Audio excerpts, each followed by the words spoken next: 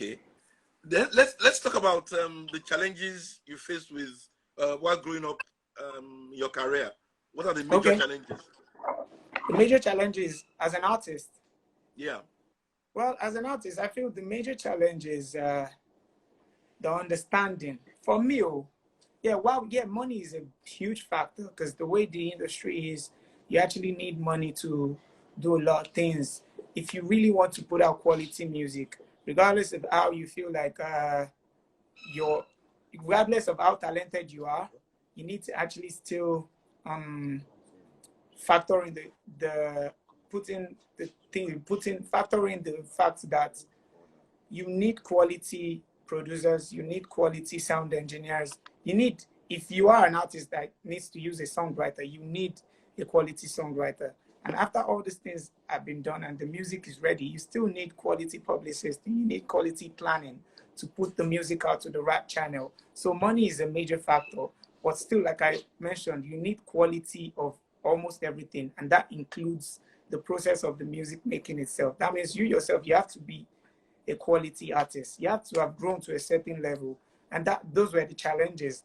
The challenges were me understanding that I need to grow as an artist. When I do a song today, I need to learn from the mistakes that I made in the song and grow. And that is a process that is forever and ever, because even the artists that I look up to, I still feel like, yes, they also go through this same process. And that's why they keep getting better and better and better.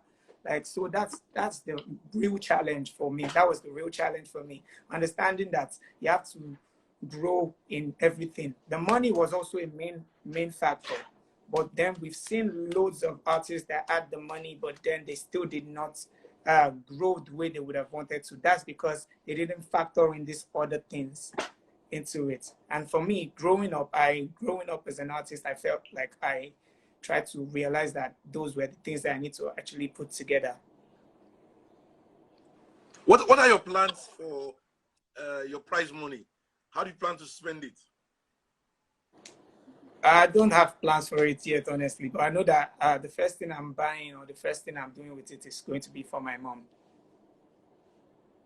Oh, that's nice. That's nice. So what are you buying for her? I don't know yet. But you know what she likes now? But that's, if I tell you now, everybody will know now. So I don't even want everybody to know. So tell us about your link with Abeokuta. Yeah, well, my dad is from Ogun State now. My dad is from Ogun State, Abeokuta, to be precise. Okay, so obviously, yeah, Abeokuta to be precise. So obviously, is my dad, and that's his state of origin, and that's kind of where I originated from through him. So that's the link. But you never lived there at all? No, I never lived in Ogun State. I've never lived in Ogun State. Okay, tell us about the clothes you wore on the first day. Hey, the light clothes, Abby. Well, yes, the whole point of that clothes was I wanted to stand out. But then, like few minutes before I stepped on stage, I chickened out. I put it off. I said I was not putting it on again until Neil asked me to put it on, that I should not really think about it that deep, that if they would like it, they would like it. If they won't like it, they won't like it. But the whole point was you just have to put it on. So I did. Okay, let's also talk about your relationship with V. You seem to step out with her a lot lately and all that. So what's your, I mean, how do you feel? How do you roll with her? V is my friend, my very close friend. V is like a sister to me. V is like she was my rock in the house. I know she's still going to do the same thing. She had my back in the house. She has my back outside here, and I have a back here. And the same way that I have a back in the house. V is I mean, you're going to be seeing a lot of me and V together. And that's just it. Okay, did you? I don't know if you're aware of one video of somebody who said you had a relationship with her and all of that. It's laughable.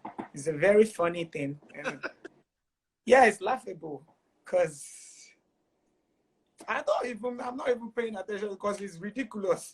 Like when you're paying attention to something very ridiculous, that means you're like acknowledging the fact that you should be paying attention to ridiculous things. So I think it's coming out of God will help whosoever is the person. But I don't know anybody like that. Okay. And I'm putting it out there that I do not know anybody. I do not have any girlfriend or any ex-girlfriend whosoever is putting out. I mean, I can't date somebody that would think that the best thing that they can do is to make a video talking about. I've never dated anybody that reasons that way. So